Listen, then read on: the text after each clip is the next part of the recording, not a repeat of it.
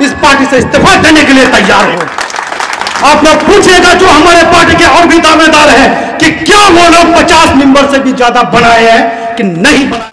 सब मेरे साथ और मेरे वालिद साहब के साथ शामिल है कि ये एक अकेला मुसलमान का रहनुमा बनने के लिए, मुसलमानों के लड़ने के लिए 40 से 50 कब्रिस्तानों को बुलडोजर से उखाड़ के फेंक दिया। वैसे साहब को क्यों पसंद करते हैं आप लोग? अख्तरुल ईमान साहब को, जो मंच पे बैठे बिहार सेक्रेटरी जनाब इश्तियाक साहब, मेरे वालिद जनाब तसीरुद्दीन साहब, मौलाना शमशेर साहब, रकवा से आए हुए एमआईएम के जाबाज सिपाही अली भाई, किशनगंज प्रखंड अध्यक्ष बाबुल साहब, जफर साहब, राकिब मियां साहब चचा, गुलाम हसनैन साहब, एडवोकेट आज़ाद साहब, राहिल भाई, रिजवान भाई और तमाम एमआईएम के चाहने वाले तमाम जगह से आए हुए मुखियागण, मेंबरगण और दोस्तों और साथियों, मैं आपके बीच कुछ बातें रखना चाहता हूं। थोड़ा ध्यान से सुनिएगा, बात थोड़ा लंबी होगी और कोई आज जज्बाती बात नहीं होगा, लेकिन काम का बात जरूर होगा, क्योंकि ये कार्यकर्ता सम्मेलन रखा गया है। कार्यकर्ता सम्मेलन और पब्लिक मीटिंग में फर्क होता है। ये कोई आम सभा नहीं है, ये कार्यकर्ताओं का सभा है। अगर आम सभा होता तो यहां से लेकर करबला मैदान तक कहीं जगह नहीं बचता। साथियों, मैं अपने बारे में पहले बता दूं कि मुझे जब से एमआईएम का युवा जिला अध्यक्ष का जिम्मेदारी दिया गया है, मैं पार्टी के लिए क्या कर रहा हूं, किस तरह से मेहनत कर रहा हूं। सबसे पहले अगस्त 2024 में एमआईएम का युवा जिला अध्यक्ष का जिम्मेदारी मुझे दिया गया। तब से मुसलसल उसी वक्त का काला कानून पे बातें चल रहा था कि एक पार्लियामेंट में लाया जाएगा। उसी वक्त एमआईएम बिहार की तरफ से और एमआईएम किशनगंज की तरफ से पूरे किशनगंज के 4 विधानसभा और पूर्णिया का 2 विधानसभा अमोर बैसी 6 विधानसभा में लोगों को जागरूक करने का काम हम बिहार सदर अख्तरुल ईमान साहब के साथ मिलकर किए हैं। और हम किशनगंज विधानसभा के अकेले ऐसे दावेदार हैं जो कि उस प्रोग्राम में अख्तर साहब के साथ हर जगह गए हैं, उनका आसाना बसाना बन के उनको मजबूती प्रदान किए हैं। 6 विधानसभा में हम लोग मेहनत की है। उसके बाद पार्टी में लगभग सितंबर या अक्टूबर में एक मीटिंग रखा गया था, जिसमें हमारे बिहार सदर जनाब अख्तरुल ईमान साहब ने यह आह्वान किया था, कार्यकर्ताओं से कहा था, नेताओं से कहा था, तमाम दावेदार से कहा था कि एमआईएम से जो भी दावेदार बनना चाहते हैं, चाहे वो किसी भी विधानसभा हो, उससे पहले सबसे पहले उनको कम से कम 5000 मेंबर बनाना होगा ऑनलाइन मेंबरशिप में। तो आपको जानकर हैरानी होगी कि पूरे किशनगंज विधानसभा में, पूरे जिला में सिर्फ 2 ही ऐसा विधानसभा है जहां से 2 लोग इस मुकाम को हासिल किए हैं। एक है गुलाम हसनैन साहब जो कि ठाकुरगंज विधानसभा से 6000 मेंबर क्रॉस किए हैं, और दूसरा किशनगंज विधानसभा से वाहिद मैं एडवोकेट शम्स आगाज हूं जो कि 6000 मेंबरशिप बनाने का रिकॉर्ड कायम किया हो और पूरे बिहार में सबसे ज्यादा मेंबर बनाया हो। बाकी जो लोग दावेदारी कर रहे हैं, आप उनसे पूछिएगा कि वो लोग 50 मेंबर से भी ज्यादा बनाए हैं, तो मैं अपना नाम इस पार्टी से इस्तीफा देने के लिए तैयार हूं। आप लोग पूछिएगा जो हमारे पार्टी के और भी दावेदार हैं कि क्या वो लोग 50 मेंबर से भी ज्यादा बनाए हैं कि नहीं बनाए हैं। मैं ये बात पार्टी के दायरे में रह के कर रहा हूं और पार्टी के हिसाब से कर रहा हूं, क्योंकि पार्टी की तरफ से कहा गया था जो आदमी, जो दावेदार कम से कम 5000 मेंबर बनाएगा वही दावेदारी पेश कर पाएगा। तो पेश कर पाएगा, उसके बाद टिकट का सवाल आएगा।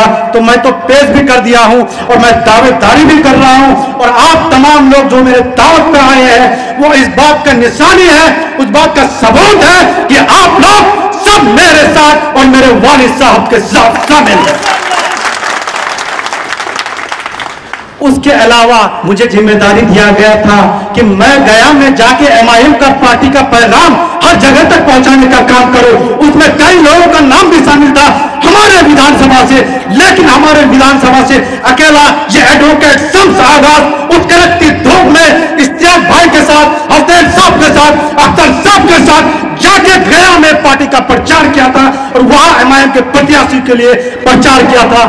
तो ये भी बात ध्यान रखने की जरूरत है आप लोगों को, खास करके एमआईएम के चाहने वालों, कि ये एक अकेला मुसलमान का रहनुमा बनने के लिए, मुसलमानों के लड़ने के लिए ये अकेला वाहिद कैंडिडेट लोगों को जागरूक करने का काम कर रहे हैं। वो कोई और नहीं, एडवोकेट शम्स आगाज है, जो लोगों को वक्फ के खिलाफ पूरा पोठिया को जागरूक करने का काम किया है। उसके अलावा किशनगंज प्रखंड के भी सुनसुनी हाट, बेलवा हाट, पानी साल हाट और कई जगह शहर में भी प्रचार करके कि वक्त का काला कानून कैसे हमारे खिलाफ है, इन बातों को भी रखा गया है। और भी कई लोग शामिल थे उसमें, लेकिन वो लिमिटेड जगह तक थे। लेकिन मैं अकेला एडवोकेट शम्स आगाज पूरे जगह में अकेले जाके इस बात का लोगों को तक पैगाम पहुंचाया हो कि यह काला कानून किस तरह से हम मुसलमानों के खिलाफ है। आइए, क्योंकि बात निकल गई है वक्त का काला कानून पे, तो मैं उस पर भी जरा रोशनी डालना चाहूंगा। आपको जानकारी होगी कि पिछले 2 महीना हो चुका है एक काला कानून पास हुए और यूपी में अकेले वाहिद यूपी में कम से कम 358 मदरसों को बंद कर दिया गया है। महाराष्ट्र में 200 मदरसों को बंद कर दिया गया है। दिल्ली में लगभग 40 से 50 कब्रिस्तानों को बुलडोजर से उखाड़ कर फेंक दिया गया है। और ये यही तक थामने वाला रुकने वाला नहीं है। ये पूरे किशनगंज में, ये पूरे हिंदुस्तान में, पूरे सीमांचल में तमाम मुसलमानों के ये ऊपर मुसीबत आने वाला है कि ये वक्फ का कानून क्योंकि बन चुका है। हमारे मदरसे, हमारे ईदगाह, हमारा कब्रिस्तान, हमारा दरगाह, तमाम चीजें मुसीबत में आने वाला है। ये मोदी सरकार, ये नीतीश सरकार सारा चीज हम लोग से छीनने का काम करेंगे। इसके लिए आपको भी एकजुट होना होगा, क्योंकि यहां ज्यादातर लोग पार्टी के आए हैं। तो मैं पार्टी के कार्यकर्ताओं से भी कहना चाहता हूं, सिर्फ आप फेसबुक पे जज्बाती भाषण लिख देने से नहीं होगा। हम लोग जहां बुलाएंगे वक्त के खिलाफ धरना देने के लिए, सड़क जाम करने के लिए आप लोगों को वहां पहुंचना होगा। तब हम मानेंगे कि आप एमआईएम के सच्चा सिपाही है। फेसबुक में बैठ के कोई भी कुछ भी लिख सकता है। मैं फेसबुक तक सीमित नहीं चाहता हूं। एमआईएम के लोग इतने जिम्मेदार होने चाहिए कि फेसबुक के अलावा हर जगह संगठन का काम करे, लोगों का प्रॉब्लम सॉल्व करे। और सबसे बड़ा प्रॉब्लम है वक्फ का कानून जो मुसलमानों पर लाया गया है, इसके खिलाफ हम लोग खामोश नहीं बैठे हैं। हम शांत हुए थे कश्मीर का मसला को देख के, लेकिन हम खामोश नहीं बैठेंगे। इसके खिलाफ फिर से लड़ेंगे, फिर से आप लोगों को आना होगा। और इंशाअल्लाह जब तक मेरे जान में ताकत है, जब तक अल्लाह ताला मेरा सेहत में दम रखा है, मैं आप लोगों के लिए, मैं मुसलमानों के लिए ये वक्फ का काला कानून के खिलाफ लड़ने के लिए तैयार हूं। लड़ूंगा और जरूरत पड़े तो शहीद हो जाऊंगा। उसके अलावा मैं एमआईएम के कार्यकर्ता से पूछना चाहता हूं, आप लोग अवैसी साहब को क्यों पसंद करते हैं?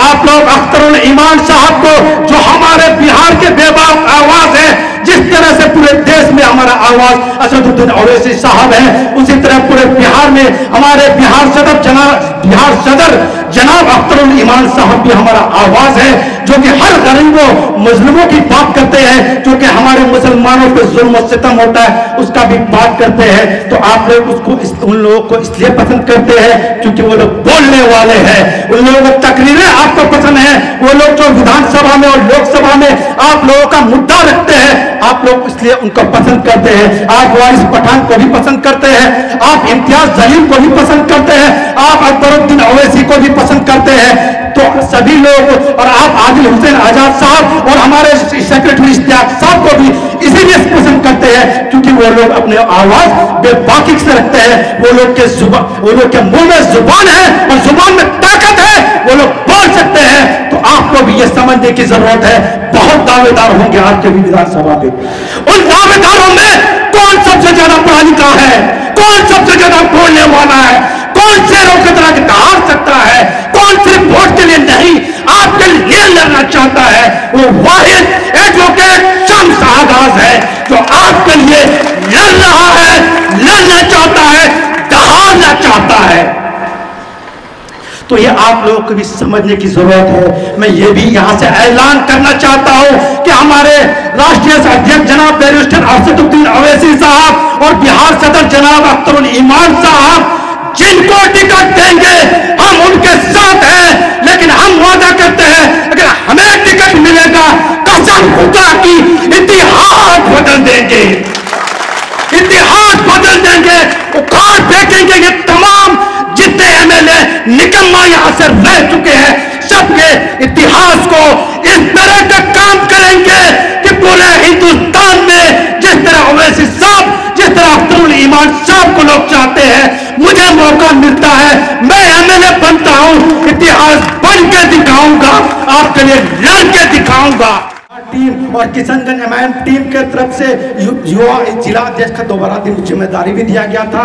उसके अलावा मुझे यह भी जिम्मेदारी दिया गया था क्योंकि तकी साहब, क्योंकि उनका तबीयत भी ठीक नहीं है, वो अपने कामों में भी बिजी थे, तो उन्होंने खुद मना किया था कि प्रखंड अध्यक्ष अब हम नहीं रहेंगे लोकसभा के बाद, तो आप लोग किसी और को बनाइए। तो उसके बाद ये, क्योंकि अभी प्रखंड अध्यक्ष एमआईएम से पोठिया में कोई नहीं है, हमें यह जिम्मेदारी दिया गया था कि शम साहब आप तो युवा के जिला अध्यक्ष है, वो तो आपके अंडर में आता है, आपको जनरल विंग यानी मदर विंग का भी संगठन का काम करना है। तो आप पूरा एमआईएम का टीम तैयार कीजिए और जो भी जिम्मेदार है उस विंग के, उनसे राय मशवरा करके ये तैयार कीजिए। मैं 4 महीना पहले यहाँ का संगठन बना के तैयार कर दिया हूँ। 4 महीना पहले युवा टीम और मदर विंग जो मेन टीम होता है, इसका संगठन बना के तैयार कर दिया था, जमा भी हो चुका है। लेकिन कुछ मशगूलियत की वजह से प्रदेश टीम इसमें इन्वॉल्व नहीं हो पाया। और वो मशगूलियत क्या है, बीच में वक्फ का काला कानून आया, उसके अलावा कश्मीर वाला मसला आया, उसके अलावा हम लोग का जो ऑल पार्टी मीटिंग का धरना था उसको लेके कुछ दिन बिजी रहे। फिर हमारे बैरिस्टर असदुद्दीन ओवैसी साहब आए थे, उसको लेके भी कुछ दिन बिजी रहे। तो ये मुसलसल कुछ महीनों से ऐसा ही चल रहा है, किसी ना किसी वजह से पार्टी बिजी है, इसलिए हम लोग सही टाइम पे उस चीज़ का अनाउंस नहीं कर पा रहे हैं। आज करने वाले थे लेकिन आज नहीं करेंगे क्योंकि ये प्रोग्राम सडनली रखा गया था। इस प्रोग्राम में युवा का कुछ मेंबर्स का करेंगे, जो मदर विंग है, जो मेन बॉडी है, उसका बाद में रखा जाएगा, कहीं और रखा जाएगा कोई न्यूट्रल जगह में, क्योंकि ये पार्टी आला कमान की तरफ से आदेश है और पार्टी आला कमान का आदेश जो होगा मैं उसके लिए तैयार हूँ। मेरे पापा तसीरुद्दीन साहब उसके लिए तैयार है। तो आज ही कुछ युवा टीम का गठन होगा, उसके अलावा जो मेन विंग है इसका गठन बाद में किया जाएगा। इस चीज़ के लिए हम आज के आपके बीच खेत प्रकट करते हैं। तो साथियों, मैं हर तरह का बात आपके बीच रख चुका हूँ कि कैसे मैं पार्टी के बीच पार्टी का पैगाम लोगों के बीच तक पहुँचाने का काम कर रहा हूँ। मेरे दिल में अगर सिर्फ विधायक बनने का लालच होता और पार्टी के लिए काम करने का मन नहीं रहता तो मैं बाकी दावेदारों के तरह भी हमारे यहाँ के 1 महीना पहले एक्टिव होता, जिस तरह से वो लोग हुए हैं, और सिर्फ चौक चौराहा में लोगों से मिलके हमारे लिए वोट करने का अपील कर रहा होता। लेकिन मुसलसल 1 साल से मुझे ये जिम्मेदारी जब से मिला है, मैं पहले पार्टी के लिए काम किया हूँ, फिर अभी मैं अपना बात करना शुरू करूँगा। अभी तो मैं अपना बात ठीक से शुरू भी नहीं किया हूँ। अभी तक मैं मुसलसल एमआईएम बिहार टीम और हमारे सदर अख्तरुल ईमान साहब के साथ, उनके साथ जो वो प्रोग्राम रखते हैं उसी में शामिल होकर उसी में कामयाब बनाने का कोशिश कर रहा था। अभी मैं पूरी तरह मैदान में भी नहीं उतरा हूँ अपने लिए। जब मैदान में उतर जाऊंगा तब देखिएगा आप किस तरह से बाकी लोग गायब हो जाएंगे और ये आपका भाई और ये आपका बेटा ही मैदान में नजर आएगा। जो पहले आ रहा था 1 साल पहले, वो अब भी नजर आएगा। इसके अलावा मैं आपको बता दूं, सिर्फ मैं पार्टी के लिए काम नहीं किया हूं या अपने लिए काम नहीं किया हूं, मैं यहां का पब्लिक के लिए भी बहुत काम किया हूं। मैं बाकी कैंडिडेट के तरह किसी भी पार्टी के हो, मैं उसके तरह नहीं हूं कि सिर्फ इलेक्शन के वक्त आऊंगा कि मैं एमएलए हूं, आप मुझे कांग्रेस के नाम पे वोट दीजिए, या किसी छोटे मोटे पार्टी या किसी दूसरे पार्टी या हमारे भी पार्टी के लोगों की तरह हूं कि सिर्फ आऊंगा ये बात कहने कि मैं एमएलए में एमआईएम की तरफ से आना चाहता हूं, आप मुझे वोट कीजिए। नहीं, बिल्कुल नहीं। मेरा मसला अलग है, मेरा सोच अलग है। मैं अलीगढ़ मुस्लिम यूनिवर्सिटी से वकालत किया हूँ, मैं जुडिशरी का एग्जाम 3 बार क्वालिफाई किया हूँ। मैं एक चाहता 1-2 साल और तैयारी करके उस चीज में मुकामयाबी हासिल कर सकता था, लेकिन मुझे यहाँ का दुर्दशा देखा नहीं गया, इस इलाके का, इस विधानसभा का बेहाली देखा नहीं गया। तमाम लोग मेरे पापा को बोले कि तहसील साहब आप अपना बेटा को लाइए, छोड़ देने बोलिए जुडिशरी का एग्जाम, क्या करेंगे जज बन के? अरे जज बन के जब कोर्ट के उनके पास हमारा मैटर जाएगा तभी वो हम लोग का खिदमत कर पाएंगे, लेकिन एक नेता बन के एक गरीब से लेके एक अमीर का सबका वो खिदमत कर पाएगा। छोड़ दीजिए, लात मारिए वैसे जज के कुर्सी पे जो पब्लिक का भला नहीं कर सकता, और लात मारिए वैसे कुर्सी पे जिसमें उनको 3 बार सिर्फ इसलिए छाट दिया गया है क्योंकि वो मुसलमान का बच्चा है, वो नेता का है और वो एमआईएम पार्टी से जुड़ा हुआ है, नहीं तो कई पार्टी के लोगों का भी हुआ है। आप लोगों को पता होगा, सिर्फ ये वाहिद एडवोकेट शम्स आगाज का जुडिशरी में छाट दिया जाता है क्योंकि ये मुसलमान से जुड़ा हुआ है, ये एमआईएम से जुड़ा हुआ है। तो मैं चाहता फिर भी कोशिश करके कर सकता था अपने काबिलियत के दम पे, लेकिन आपका जो ये प्रॉब्लम है, आपका किशनगंज विधानसभा का जो प्रॉब्लम है, जो मुद्दे हैं, वो मुझसे देखा नहीं गया। क्योंकि यहाँ लगभग आज़ादी के 70 सालों तक आपने कांग्रेस को जिताने का काम किया है। बीच में 1-2 पार्टी आया था और बीच में 1 साल के लिए हमारा एमआईएम पार्टी आया था। ये मत देखिए विधायक कौन था उस वक्त, विधायक तो पार्टी का चाबुक से चलता है। उस वक्त का विधायक को मत देखिए, वो चाबुक कौन चला रहा था। वो 10 महीना में जो बाई इलेक्शन एमआईएम जीता था, वो देखिए। लोग अभी भी उस कार्यकाल का तारीफ करते हैं। लोग कमरुल हुदा जब बने थे तो वो उसका कोई अच्छा ही नहीं था उसमें कि वो काम कर रहा था। वो हमारे बिहार सदर अख्तरुल ईमान साहब चाबुक मार के उनसे काम करवा रहे थे और हमारे बैरिस्टर असदुद्दीन ओवैसी का आदेश था तब वो काम कर रहे थे। वो अगर खुद से काम करते तो अभी भी एमआईएम में रहते। वो खुद से काम करना चाहते तो वो हारने के बाद भी एमआईएम में रहते, लेकिन उन्होंने इस्तीफा इसलिए किया है क्योंकि उनको बिहार सदर अख्तरुल ईमान साहब का चाबुक और असदुद्दीन ओवैसी साहब का जो आदेश था कि आप पब्लिक के बीच रहिए, आप काम कीजिए। एमआईएम को वोट जिताएगा किशनगंज और पोठिया का जनता, एमआईएम को वोट देकर जिताएगा किशनगंज विधानसभा का एमआईएम का कार्यकर्ता। और आप कुछ लोगों को लेकर उस पार्टी पे कब्जा करना चाहते हैं। आप सिर्फ उन कुछ लोगों को अपना जो रिश्तेदार है, दोस्त है, उनको फायदा देना चाहते हैं तो एमआईएम ये बर्दाश्त नहीं करेगा। बार बार अख्तरुल ईमान साहब से ये कहा गया, बार बार इश्तियाक साहब से कहा गया कि कमरुल हुदा साहब जब विधायक थे एमआईएम पार्टी से तो वो हमें एमआईएम से नहीं मान रहे। वो हमें एक किशनगंज का उनका टीम है जिसमें 4-5 लोग रहते हैं। हाँ जी है, कौन कौन है पता नहीं, लोग फिर नहीं जानते हैं, उन वो नाम लिख के जनवाते हैं कि ये है मेरे साथ। तो वो सिर्फ उन लोगों को लेकर चलते हैं जो पार्टी के कार्यकर्ता, एमआईएम पोठिया का कार्यकर्ता, एमआईएम किशनगंज का कार्यकर्ता, एमआईएम किशनगंज सदर शहर का कार्यकर्ता जो कमरुल हुदा को जिताने का काम किया था, वो कमरुल हुदा हम लोग को इग्नोर करने का काम कर रहे हैं। अख्तर साहब, इश्तियाक साहब, आप इन बातों पे ध्यान दीजिए। तब जाके जब अख्तर साहब, इश्तियाक साहब की तरह से बार बार मीटिंग करके उनको कहा गया कि आप पार्टी के कार्यकर्ताओं को लेकर चलिए, कार्यकर्ता ही पार्टी का जान होता है, नहीं तो पार्टी कुछ नहीं होता है, पार्टी कार्यकर्ता ही से बनता है। तो वो उस चीज़ को इग्नोर किए और जब ज़्यादा पार्टी की तरफ से फोर्स होने लगा, मजबूरन उनको पार्टी से, वो पार्टी के खिलाफ बयानबाजी शुरू किए और मजबूरन उनको पार्टी से निकालना पड़ा। तो साथियों, एमआईएम एक अलग पहचान है। एमआईएम आप सभी का हक का बात करता है और इस विधानसभा से मैं आप लोगों के लिए लड़ रहा हूँ। अच्छा, मैं वो बात भूल गया जो आपको बताना चाह रहा था कि मैं पब्लिक के लिए, जब से मुझे एमआईएम का जिम्मेदारी मिला है और जब से मेरे वालिद जनाब तसरुद्दीन साहब ये ऐलान किए हैं कि इलेक्शन मैं नहीं आप इलेक्शन लड़ेंगे, लोगों का यही चाह है कि आप इलेक्शन लड़िए, तब से मैं सिर्फ घर में बैठ के नहीं हूँ, सिर्फ संगठन का काम नहीं कर रहा हूँ, मैं लोगों के लिए भी लड़ाई कर रहा हूँ। बहुतों में कामयाबी मिला है, बहुतों में हार का भी सामना करना पड़ा है, लेकिन मैं उस हार के लिए अभी तो तैयार हूं। लेकिन आप लोग अगर मुझे मौका देंगे तो मैं हारने वालों में से नहीं हूं। मैं सड़क से लेकर सदन तक आप लोगों के लिए लड़ूंगा, आपका आवाज उठाऊंगा और आपका आवाज बन के हर जगह आपके साथ खड़ा रहूंगा। कोई साथ दे या ना दे, पार्टी साथ देगा, पार्टी के साथ मिल के लिए लड़ेंगे। मैं सबसे पहले कुछ यहाँ पिछले साल गर्मियों के मौसम में जो बिजली विभाग की तरफ से लापरवाही बरता गया था, जो बात बात में हल्का सा कोई अगर फूंक भी देता था तो तार गिर जाता था, लाइट काट दिया जाता था, हल्का सा बारिश होती थी तो लाइट काट दिया जाता था, तो सभी के साथ मिलकर हम पोठिया चौक में धरना किए थे। उसके अलावा गोरुखाल में एक हादसा हुआ था, उस हादसे में या आपका बेटा या आपका भाई अपने वालिद जनाब तसरुद्दीन के साथ मिलकर वहां उनके साथ खड़ा था, उन पीड़ित परिवार वालों के साथ मिलकर पुलिस वालों पे केस कराने का काम किया था। मैं उन लोगों से डरने वाला नहीं हूँ। बहुत लोग कहते पुलिस का मामला है, केस मत कीजिए, पुलिस आपको रडार में लेंगे। मैंने कहा मैं 100 बार रडार में पुलिस का आने के लिए तैयार हूँ, लेकिन मेरे पास अगर कोई मदद के लिए कोई आम जनता आया है तो मैं उस बात को नकार नहीं सकता।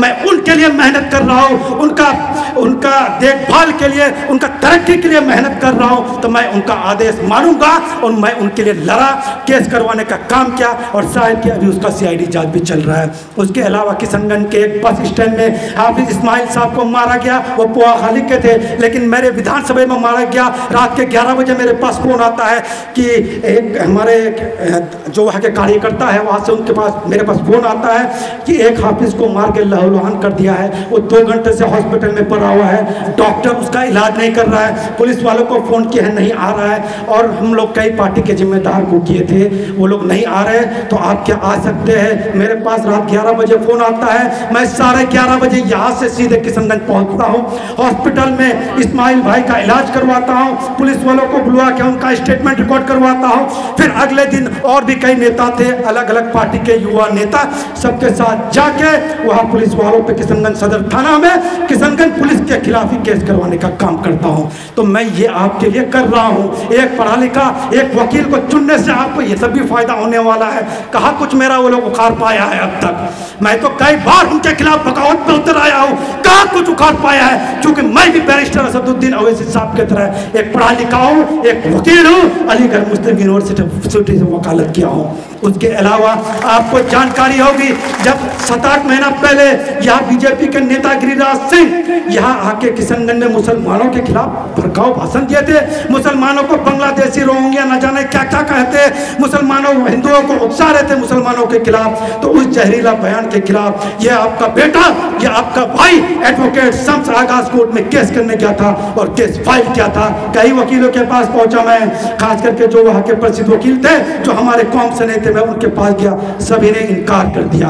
लास्ट में हमारे एडवोकेट मिनहाज भाई के साथ मिलके, जो कि मैं कोर्ट में प्रैक्टिस नहीं करता हूं, उस दिन काला कोट लगा कि मैं भी कोर्ट में पहुंचा और तो इसमें बहस किया और गिरिराज सिंह पे केस करवाने का काम किया। वो मैं ही हूं और उसका लड़ाई जारी है और इंशाल्लाह उसको यहाँ जब तक घसीट के नहीं लाएंगे हम छोड़ने वाले नहीं हैं, चाहे कोई भी हो। तो साथियों, तमाम तरह के उसके अलावा पिछले 4-5 महीने पहले, रमज़ान से पहले और रमज़ान के दौरान ही कोठिया इलाके में टीपी झारी पंचायत में खास करके चना मना साइड पे मुसलसल आग लगते रहता था। वह कहीं ना कहीं हर रोज आग लगता था।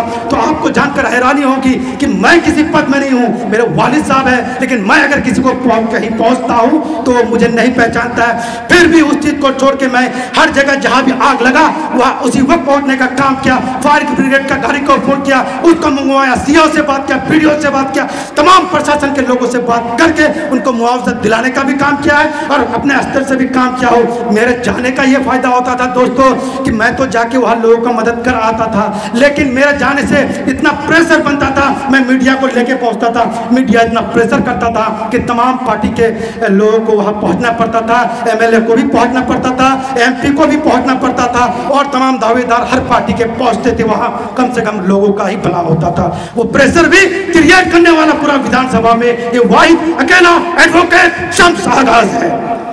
तो इसी तरह मैं हर मुद्दों पे आपके लिए लड़ रहा हूं, तो आपको भी जरूरत है कि आप मेरा हाथों को मजबूत कीजिए। मैं एक चीज आपसे पूछना चाहता हूं, क्या आप सभी लोग मेरे साथ हैं? अगर है तो सभी लोग हाथ उठाइए, सभी लोग हाथ उठाइए। मीडिया वाले भाई से गुजारिश है, उधर कैमरा घुमाइए, सभी लोग हाथ उठाइए।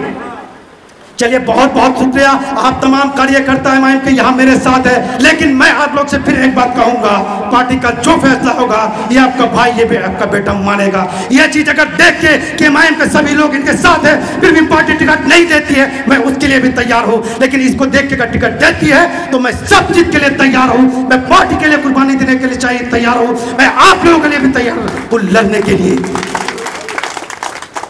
तो बस इन्हीं कुछ बातों के साथ मैं अपना बात ख़त्म करता हूँ। हो सकता है कुछ बातें रह गया हो, वो मैं बाद में आपके बीच आपको एक दावेदार के हैसियत से आऊँगा, बहुत मुलाकात करूँगा, आपको यहाँ का हर मुद्दा गिनाने का बात करूँगा, यहाँ मैं क्या करने वाला हूँ अगर पार्टी मुझे मौका देती है और आप लोग जनता लोग यहाँ का जनता मुझे मौका देती है तो मैं क्या क्या करूँगा। ये बातें मीडिया के सामने रख चुका हूँ, ये किसी और रोज़ आपके सामने रखूँगा। बहुत बहुत शुक्रिया।